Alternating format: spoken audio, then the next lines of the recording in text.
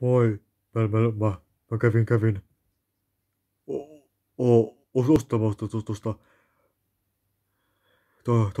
tuohon oli avattu tommonen pieni kioskin. Siellä oli miinus 50% myynnissä mutaviinipasteja. Mutaviinipasteja. Siis, Nyt,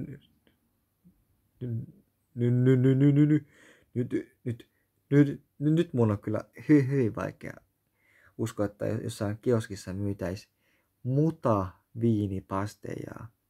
Mikä se semmonen on? kato tuossa paketissa lukee mutaviinipasteja. Itse asiassa tuossa paketissa ei lue mutaviinipasteja, vaan siinä lukee munariisipasteja.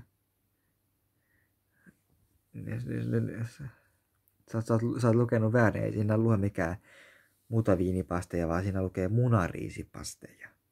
Katso vaikka vähän tarkemmin. Munariisipasteja. Niin. Mä luulin, että on mutaviinipasteja, mutta se onkin näköjään munariisipasteja. No, ihme, kun tässä ei maistunutkaan muta eikä viini. No ei siinä varmaan maistu muta eikä viini, kun ei siinä ole muta eikä viiniä. Että, joo. Sellaista taas.